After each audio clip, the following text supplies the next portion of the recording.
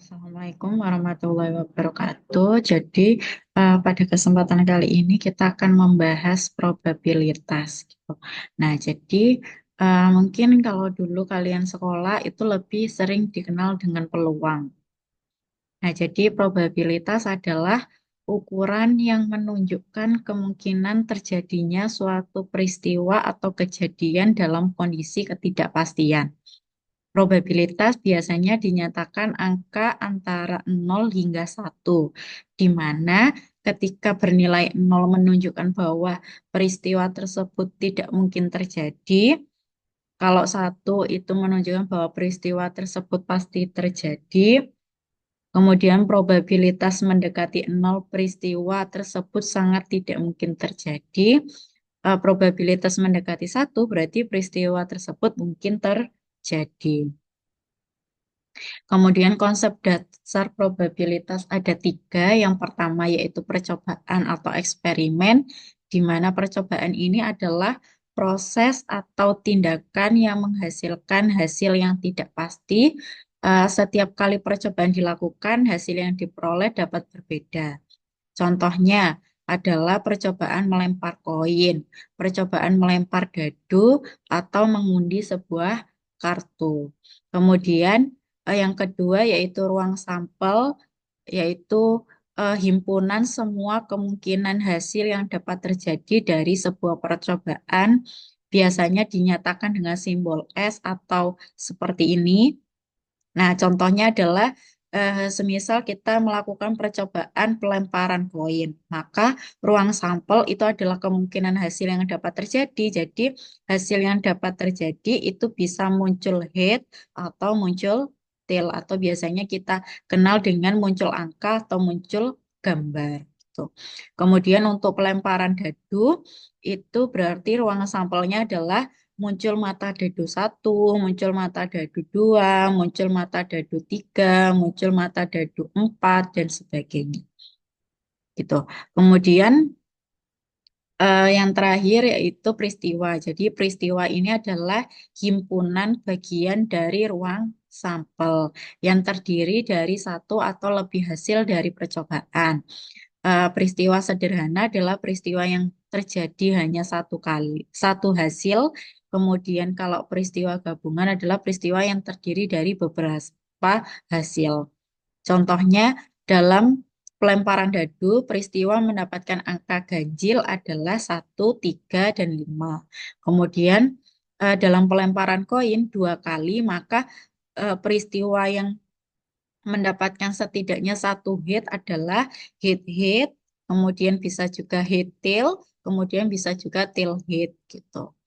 Kemudian rumus dari probabilitas secara garis besar itu adalah probabilitas suatu peristiwa A, maka jumlah hasil yang mendukung peristiwa A dibagi dengan jumlah hasil dalam ruang sampel. Kemudian ada sifat-sifat dasar dari probabilitas, yaitu probabilitas suatu peristiwa A lebih dari sama dengan 0, kurang dari sama dengan 1. Kemudian P ruang sampel sama dengan 1, kemudian untuk P peristiwa mustahil sama dengan 0. Yang selanjutnya yaitu contoh. Jadi misalkan kita melempar sebuah koin.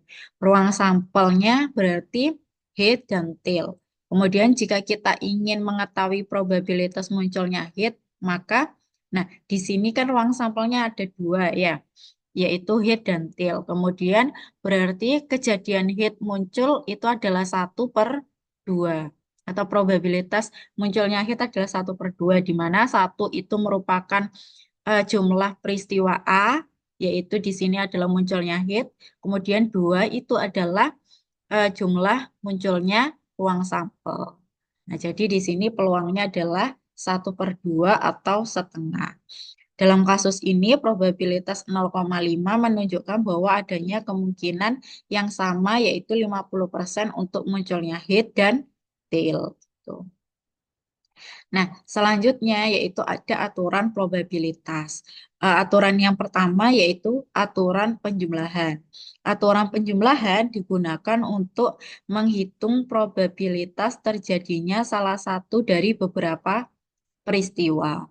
Nah, di sini yang pertama yaitu untuk peristiwa saling lepas. Jadi, dua peristiwa disebut saling lepas jika keduanya tidak bisa terjadi secara bersamaan. Rumusnya adalah P probabilitas A atau B sama dengan probabilitas A ditambah dengan probabilitas B. Yang dimana tanda plus itu atau tambah itu menunjukkan atau. Gitu. Nah, contohnya dalam pelemparan dadu, probabilitas mendapatkan angka 2 atau 5 adalah, maka yang pertama kita menuliskan probabilitas 2 atau 5 sama dengan probabilitas 2 ditambah probabilitas 5. Jadi yang artinya adalah dalam pelemparan dadu, kapan sih kita akan mendapatkan muncul dadu, mata dadu 2 atau mata dadu 5. Nah, jadi di sini probabilitas muncul mata dadu 2 ditambah dengan probabilitas muncul mata dadu 5. Di mana untuk probabilitas muncul mata dadu 2 itu adalah 1/6. Satu ini adalah muncul mata dadu 2, 6 di sini itu adalah muncul ruang sampel ya. Ada 6 karena mata dadunya ada 6. Sama juga untuk muncul mata dadu 5 juga probabilitasnya adalah 1/6. Jadi ketika ditambah adalah 2/3 sama dengan 1/3. Jadi dalam pelemparan dadu probabilitas mendapatkan angka 2 atau 5 adalah 1/3 atau 0,33 gitu.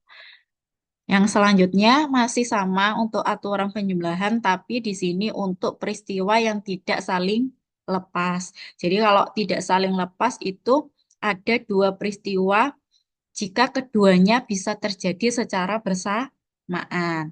Rumusnya adalah P probabilitas A atau B sama dengan probabilitas A ditambah dengan probabilitas B dikurangi dengan probabilitas A irisan B. Jadi maksudnya A irisan B ini adalah ketika kejadian A dan B itu terjadi secara bersamaan. Contoh, jika kita memiliki 52 kartu, probabilitas mendapatkan kartu merah atau kartu king. Nah, jadi di sini kan bisa terjadi kartu merah yang king gitu. Nah, maka di sini pasti ada irisannya gitu. Bisa terjadi secara bersamaan. Nah, berarti probabilitas muncul kartu merah dan ditambah probabilitas mendapatkan kartu king dikurangi dengan probabilitas mendapatkan merah dan king. Gitu. Nah, di sini berarti eh, keseluruhan kartu kan 52. Kemudian yang muncul kartu merah itu ada berapa? 26. Jadi di sini 26 per semua kemungkinan yaitu 52 kartu. Jadi 26 per 52 ditambah dengan muncul king. King di sini kan hanya ada 4 dalam 52 kartu. Maka ditulis 4 per 52. Nah, di mana warna merah dan king itu bisa muncul hanya 2 kali kan ya. Ada yang wajib sama ada yang love gitu. Jadi dikurangi dengan 2/52. Nah, hasilnya adalah 28/52 atau 7/3. Seperti itu.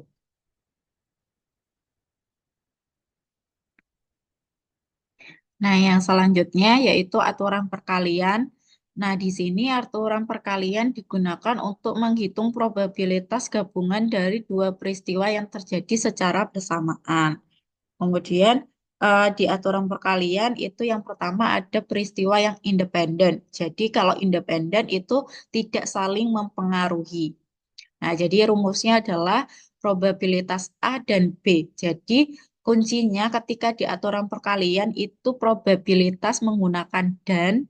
Kalau misal di aturan penjumlahan itu menggunakan tanda atau plus ya. Di sini kali. Gitu. Jadi di sini probabilitas A dan B sama dengan probabilitas A dikali dengan probabilitas B. Contoh, jika kita melempar koin dadu, maka probabilitas mendapatkan hit dan angka 4 adalah gitu. Jadi kita melemparnya secara bersamaan ya, koin dengan dadu. Jadi muncul probabilitas munculnya hit dikalikan dengan probabilitas munculnya angka atau mata dadu 4 gitu. Nah, jadi sama dengan tadi munculnya hit itu adalah 1/2, kemudian munculnya angka mata dadu 4 itu adalah 1/6. Jadi hasilnya adalah 1/12. Nah, yang selanjutnya yaitu aturan perkalian untuk peristiwa tidak independen. Kalau yang tadi adalah independen, yang independen itu adalah tidak saling mempengaruhi kejadiannya. Kalau misal yang tidak independen berarti kejadiannya salah satu itu mempengaruhi yang lain. Rumusnya adalah masih sama probabilitas A dan B karena aturan perkalian sama dengan probabilitas A dikali dengan probabilitas kejadian B bersyarat A, di mana di sini probabilitas B terjadi dengan syarat A harus terjadi terlebih dahulu. Nah, contohnya adalah jika kita mengambil dua kartu dari set kartu remi tanpa pengembalian.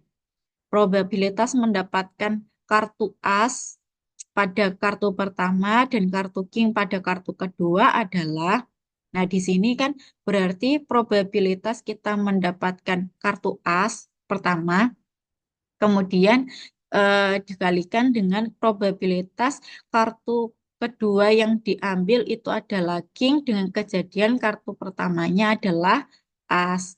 Jadi di sini sama dengan 4/52. Di sini asnya itu ada 4. Kemudian jumlah kartu keseluruhan ada 52, jadi 4/52.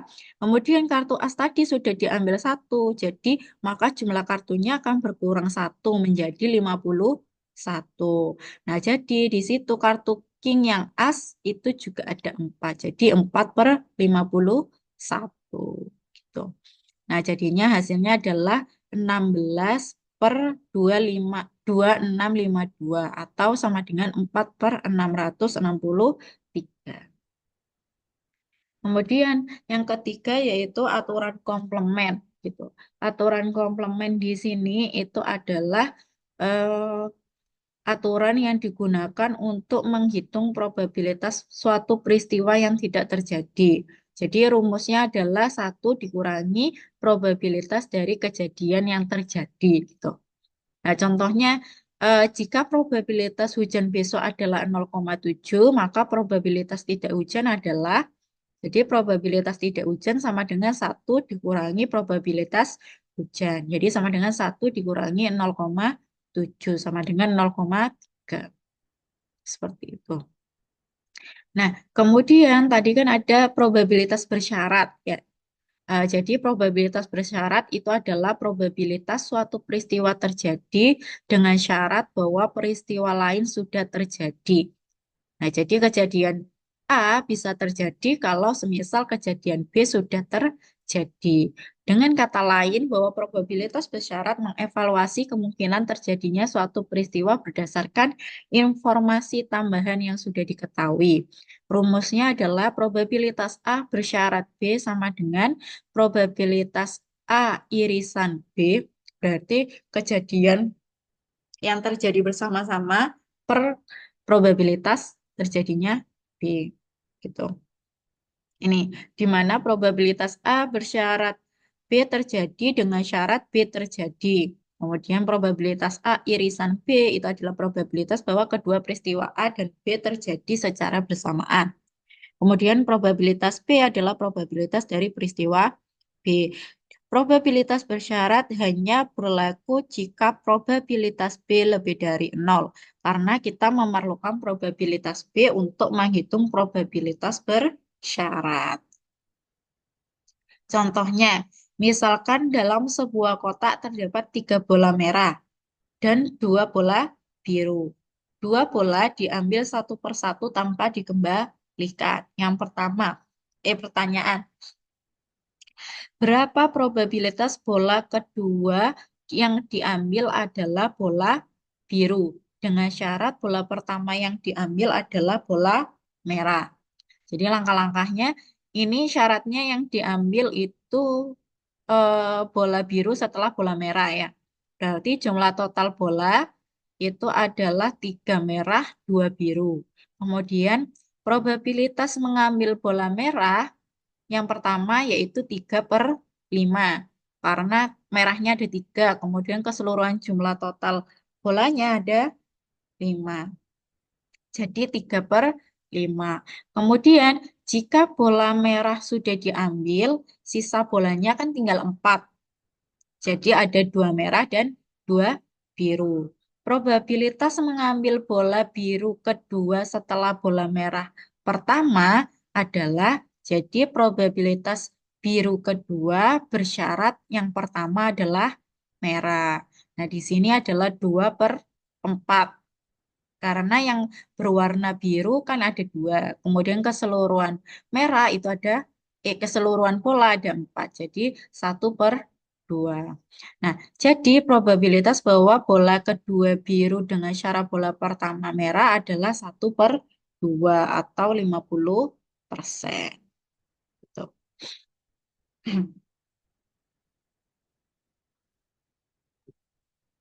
Nah, yang selanjutnya yaitu teorema Bayes. Teorema Bayes adalah aturan dalam probabilitas yang digunakan untuk menghitung probabilitas bersyarat dari suatu peristiwa berdasarkan informasi yang telah diketahui. Teorema ini sangat berguna untuk memperbarui probabilitas suatu hipotesis setelah memperoleh bukti atau data baru. Jika A dan B adalah dua peristiwa, maka probabilitas bersyarat dari A terjadi dengan syarat bahwa B terjadi dapat dihitung menggunakan rumus teorema Bayes. Jadi, probabilitas A bersyarat B sama dengan probabilitas B bersyarat A dikalikan probabilitas A dibagi dengan probabilitas B. Nah, probabilitas dari B terjadi yang diperlukan untuk menghitung probabilitas bersyarat dapat dihitung menggunakan rumus yang ada di bawah ini. Jadi, probabilitas B sama dengan probabilitas B bersyarat A dikalikan dengan probabilitas A ditambah dengan probabilitas B bersyarat A komplement dikalikan dengan probabilitas A komplement, di mana A komplement di situ adalah peristiwa A yang tidak terjadi. Contohnya, misalkan seorang dokter ingin mengetahui probabilitas seorang pasien memiliki penyakit tertentu, sebut saja di sini penyakitnya adalah P berdasarkan hasil tes. Kita tahu informasi berikut ini. 1% populasi memiliki penyakit P, sehingga probabilitas P adalah 0,01, 1/100 ya, 1% itu. Kemudian jika seseorang memiliki penyakit P, maka probabilitas tes memberikan hasil positif adalah 95%. Jadi eh, probabilitas positif yang memiliki penyakit P, bersyarat P, adalah 0,95. Kemudian, probabilitas tes memberikan hasil positif meskipun orang tersebut tidak memiliki penyakit P, yaitu hasil positif palsu adalah 5%. Jadi, probabilitas positif bersyarat P komplement ya. 100% dikurangi 0,95, jadinya adalah 0,05. Pertanyaannya, berapa probabilitas pasien memiliki penyakit P jika hasil tesnya positif? Yaitu probabilitas P bersyarat positif. Nah, berdasarkan rumus teorema Bayes, maka kita hitung terlebih dahulu probabilitas positifnya berapa. Jadi, probabilitas positif sama dengan probabilitas positif bersyarat P dikalikan probabilitas P ditambah probabilitas positif bersyarat P komplement dikalikan probabilitas P komplement. Yang hasilnya adalah 0,059. Nah, kemudian baru kita gunakan teorema Bayes untuk menghitung probabilitas P bersyarat positif. Jadi, P bersyarat positif sama dengan probabilitas positif bersyarat P dikalikan probabilitas P dibagi dengan probabilitas positif. Jadi hasilnya adalah 0,161. Tadi kan sudah diketahui ya, probabilitas positif bersyarat P-nya adalah 0,95, probabilitas P adalah 0,01 dan probabilitas positif adalah 0,059. Jadi, meskipun hasil tesnya positif, probabilitas bahwa pasien tersebut benar-benar memiliki penyakit P adalah 16,1% atau 0,161. Nah, seperti itu. Jadi ini merupakan materi untuk probabilitas. Yang selanjutnya akan kita membahas mengenai distribusi probabilitas. Jadi saya akhiri dulu. Wassalamualaikum warahmatullahi wabarakatuh.